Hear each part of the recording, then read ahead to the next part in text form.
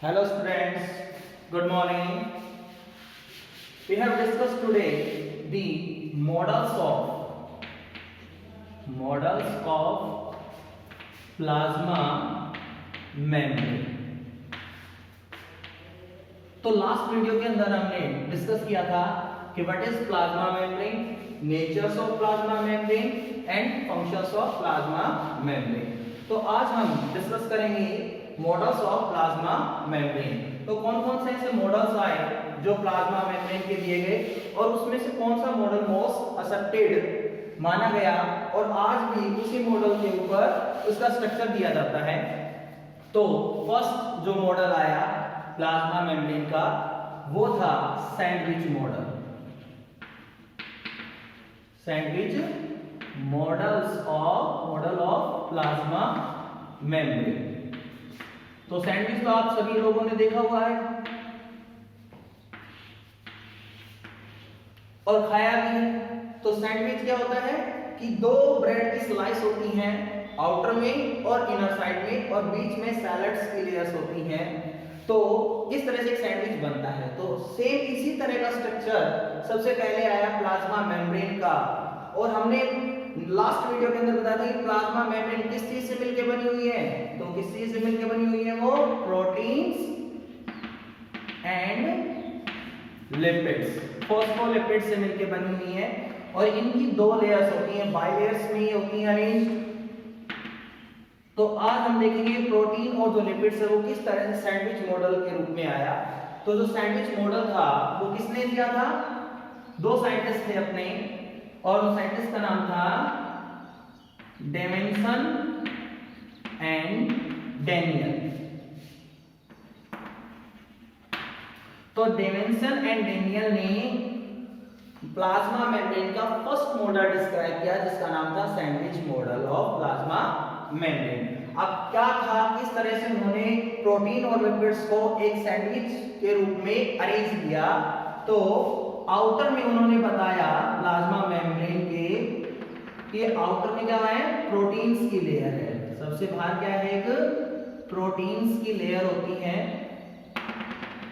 इस तरह से अरेंज होती है वो।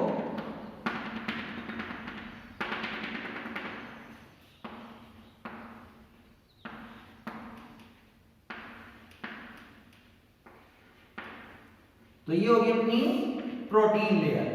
तो एक प्रोटीन लेयर तो ये हो गई आउटर में इस साइड पे, ठीक है। और एक कहां पे हो गई? इनर साइड के अंदर। तो ये इनर साइड में आ गई सेल की।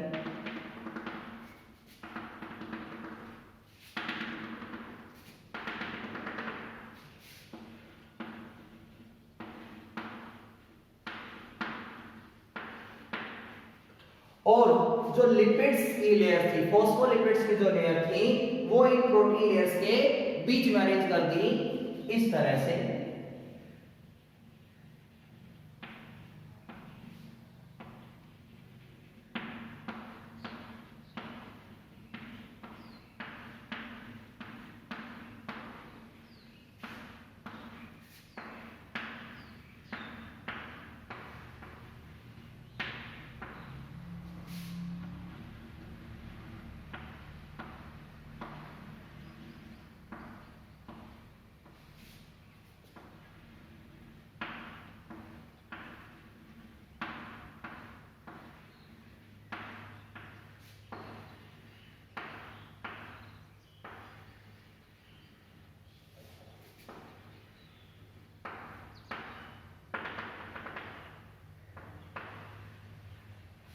इस तरह से।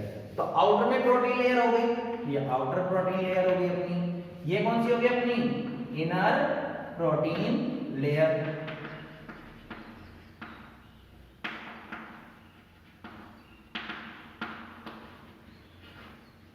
और बीच में ये दो लेयर्स किसकी हो गई? अपनी फॉस्फोलिपिड्स। तो ये फर्स्ट मॉडल दिया गया, ये फर्स्ट स्ट्रक्चर आया प्लाज्मा मेम्ब्रेन का, जिसका क्या नाम था? Sandwich model of plasma membrane. और डेविसन डेनियल ने क्या बताया कि ये एक सैंडविच मॉडल है, एक सैंडविच की तरह है, जिसमें आउटर में एक प्रोटीन लेयर है, इनर में एक प्रोटीन लेयर है, और इनके बीच में दो फॉस्फोलिपिड्स की लेयर्स होती हैं। अब ये तो प्रोटीन लेयर्स हो गई। जो ये फॉस्फोलिपिड्स थी, तो इसका जो ये स्फेरिकल मैंने पार्ट दिखाया है, ये होता है पोलर हेड। क्या लिखेंगे सिंपल इसको हम? Polar head of phospholipid. और ये जो नीचे का स्ट्रक्चर दिखाया गया है हमने, ये क्या होता है? इसे हम कहते हैं नॉन पोलर टेल। ठीक है, तो ये मॉडल जो है स्टार्टिंग में आया, लेकिन ये मॉडल फेल हो गया क्योंकि ये किसी भी तरह के सब्सटेंसेस को ना तो आउटर से इनर साइड में ट्रांसफर कर सकता था और ना ही अंदर की चीजों को इनसाइड टू आउटसाइड ले सकता था। तो इस मॉडल में क्या कमी रही, क्या खामियां रही जिसके कारण ये रिजेक्टेड कर दिया गया? तो देखो यहां से पता चल रहा है पोलर हेड है इसका और नॉन पोलर क्या है? टेल है। तो प्रोटीन तो सभी तरह की चीजों को अलाउ कर रही है। ये जो लेयर थी प्रोटीन की, तो अगर वहां से कोई चीज, कोई मॉलिक्यूल अगर इनसाइड में जा रहा है, अंदर जा रहा है, तो ये प्रोटीन की लेयर तो उसको अलाउ कर रही है। और जैसे ही पोलर हेड के पास ही पहुंचता है ये सब्सटेंस, तो पोलर हेड भी इसको क्या कर रहा है? पोलर हेड भी इसको अलाउ कर रहा है, तो वो भी ट्रांसफर कर देगा अपने अंदर से। लेकिन जो इसकी नॉन पोलर टेल है, अब पोलर का मतलब क्या हो गया? अलाउ करना, ठीक है, एक्सेप्ट करना। तो नॉन पोलर उसको एक्सेप्ट नहीं कर रहा, उसको अलाउ नहीं कर रहा, तो वो चीज यहीं से क्या हो रही है? रिपेल हो रही है, वापस आउटसाइड में जा रही है, तो वो इनसाइड तक नहीं पहुंचती। सेम केस होता है इनसाइड के अंदर। तो इनसाइड से कोई चीज आ रही है तो प्रोटीन तो उसको अलाउ कर देगा, लेकिन और हेड भी अलाउ कर रहा है, लेकिन फिर से क्या बात आ गई? ये टेल आ गई, तो ये फिर से उसको क्या कर देगी? रिपेल कर देगी। तो इस तरह से ये मॉडल क्या हो गया? रिजेक्टेड। अब सेकंड मॉडल आया। पहला तो कौन सा था? सैंडविच। अब सेकंड मॉडल जो दिया गया वो था अपना यूनिट मेम्ब्रेन मॉडल। कौन सा मॉडल आया भाई? Unit membrane model of plasma membrane. तो जो यूनिट मेम्ब्रेन मॉडल था वो किसने दिया?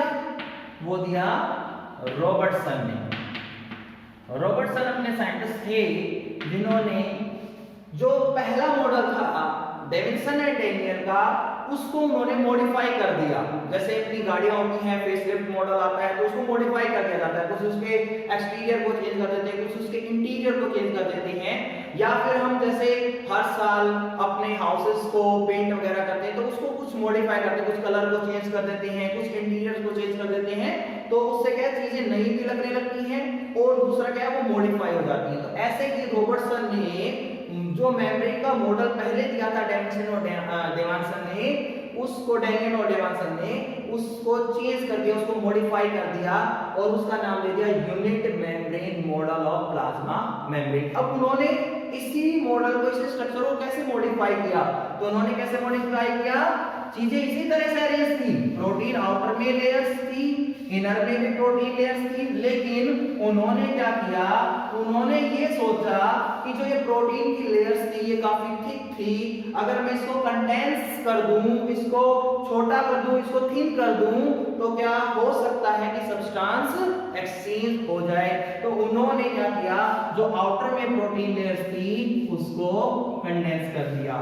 इस तरह से उन्होंने ये प्रोटीन का अरेंजमेंट दिखाया। लिपिड्स वहीं पे रखे, लिपिड्स क्या रखे?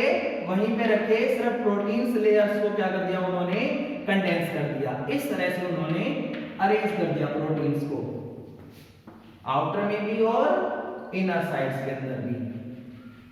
तो उन्होंने सोचा कि इस तरह से तो जो सब्सटेंसेस हैं वो अलाउ हो जाएंगे। लेकिन अभी हमने बताया कि वो पहला जो मॉडल था वो क्यों रिजेक्टेड हुआ? तो उन्होंने वो रिजेक्ट क्यों हो रहा था? क्योंकि यहाँ पे कमी थी। किस जगह पे कमी थी? कि जो फॉस्फोलिपिड्स की बाइलेयर्स थी वो उनका हेड तो अलाउ कर रहा था, लेकिन जो बीच में मिडल ऑफ द मॉडल के बीच में, जो स्ट्रक्चर के बीच में इनकी नॉन पोलर टेल थी, जो सब्सटेंसेस को क्या नहीं कर पा रही थी? अलाउ नहीं कर पा रही थी। तो ये मॉडल भी फिर क्या हो गया? रिजेक्टेड हो गया और ये भी फेल हुआ। देन थर्ड मॉडल आया प्लाज्मा मेम्ब्रेन का, जो कि मोस्ट एक्सेप्टेबल मॉडल भी माना गया। ठीक है, क्योंकि उस मॉडल के अंदर साइंटिस्ट ने एक्सप्लेन किया कि वो एक्सचेंज कर रहा है, उन्होंने दिखाया, उनको प्रैक्टिकली ये चीज प्रूव की कि किस तरह से सब्सटेंसेस अलाउ कर रहे हैं। तो थर्ड मॉडल दिया गया प्लाज्मा मेम्ब्रेन का, उसका नाम रहा fluid mosaic model of plasma membrane. और ये किसने किया था भाई? Fluid mosaic model of plasma membrane. ये दो साइंटिस्ट थे और उनका नाम था Singer and Nicolson.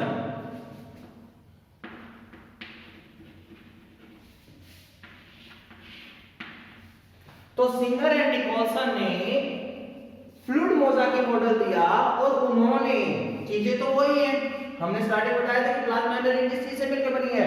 Proteins and phospholipids. और एक और चीज मैंने आपको बताई थी लास्ट वीडियो के अंदर कि एक और सब्सटेंसेस होता है जिससे प्लाज्मा मेम्ब्रेन बनी होती है, उसका नाम था ओलिगोसैकेराइड्स। तो उन्होंने ओलिगोसैकेराइड्स का भी यूज किया।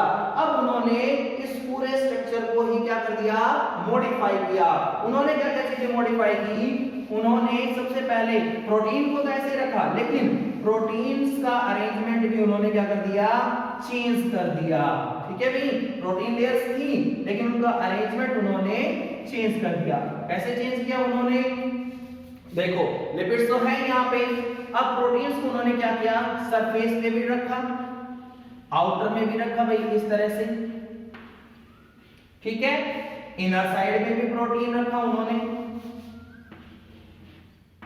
इस तरह से, और उन्होंने बीच में भी प्रोटीन्स लेयर डाल दी। उन्होंने क्या किया? उन्होंने बीच में भी प्रोटीन्स की लेयर को ऐड कर दिया इस तरह से। तो फॉस्फोलिपिड्स की भी लेयर है, लेकिन उन्होंने क्या किया? फॉस्फोलिपिड्स के साथ साथ किसको अरेंज कर दिया? प्रोटीन्स की लेयर को अरेंज कर दिया। ठीक है, और इस तरह से उन्होंने अरेंज कर दिया प्रोटीन्स को। इसके अलावा उन्होंने एक और चीज यूज की, क्या? ओलिगोसैकेराइड्स को, और वो इस तरह से इनके ऊपर भी बनाया इस तरह का स्ट्रक्चर। ठीक है भाई, ये ग्लाइको प्रोटीन्स उन्होंने लिए यहां पे। ठीक है, और साथ में फॉस्फोलिपिड्स के भी अरेंजमेंट किया ताकि जो स्ट्रक्चर है उसके अंदर स्ट्रेंथ भी मिल सके और साथ में क्या हो? रेजिडिटी भी मिले, स्ट्रेंथ भी मिले और साथ में क्या हो? एक्सचेंज इजी हो सके इस तरह से। तो ये मॉडल आया अपना fluid mosaic model of plasma membrane. Singer and Nicolson ने इस तरह से प्रोटीन और लिपिड्स को क्या किया? अरेंज किया। अब क्या होगा कि इन ओलिगोसैकेराइड्स की हेल्प से, ये क्या रहे? ओलिगोसैकेराइड्स। तो ये ग्लाइकोप्रोटीन हो गए, ये ग्लाइकोलिपिड्स अपने हो गए, ग्लाइकोप्रोटीन्स, और ये हो गए अपने ग्लाइकोलिपिड जो ओलिगो कहलाए अपने ओलिगोसैकेराइड्स में, इनको हमने लिया कोलेस्ट्रॉल वगैरह। ठीक है भाई, तो ये अपना मॉडल दिया गया। तो ये आउटर प्रोटीन हो गए, ये इनर प्रोटीन हो गए, और ये कैसे हो गए? अपने मिडल, या जिन्हें हम इंटीग्रल प्रोटीन कह सकते हैं। तो ये मिडल प्रोटीन्स की लेयर आ गई। ठीक है भी, तो ये मॉडल मोस्ट एक्सेप्टेड माना गया क्योंकि ये अलाउ कर रहा था, ये एक्सचेंज करने में हेल्प कर रहा था कि आउटर से प्रोटीन आया, ये प्रोटीन लेयर फॉस्फोलिपिड्स को नहीं दे रही थी, उन चीजों को किसके अंदर डाल रही थी? आउटर से प्रोटीन के अंदर। तो इनर मिडल में भी प्रोटीन थे, तो वो भी इजीली क्या कर रहे थे? एक्सचेंज कर रहे थे। तो इस तरह से सब्सटेंसेस ट्रांसपोर्ट हुए outside to inside and inside to outside. इसकी हेल्प से इन प्रोटीन के बीच में जो ये प्रोटीन आए, इनकी हेल्प से आउटर में, और ये फॉस्फोलिपिड्स उनको क्या दे रहे थे? स्ट्रेंथ प्रोवाइड कर रहे थे। तो ये थर्ड मॉडल आया fluid mosaic model of plasma membrane, जो कि आज तक मोस्ट एक्सेप्टेबल मॉडल है। अभी तक इसके अंदर कोई चेंज नहीं आया है, तो और आने वाले सालों में हो सकता है इसके अंदर कुछ सम चेंजेस हमें देखने को मिले। तो ये तीन मॉडल्स थे अपने। फर्स्ट मॉडल कौन सा था? सैंडविच मॉडल, जो किसने किया था? डेविसन एंड डेनियल ने। सेकंड आया अपना यूनिट मेम्ब्रेन मॉडल रॉबर्टसन के द्वारा, और थर्ड मॉडल आया अपना fluid mosaic model of plasma membrane जो सिंगर एंड निकोलसन ने दिया। थैंक यू वेरी मच बेटा।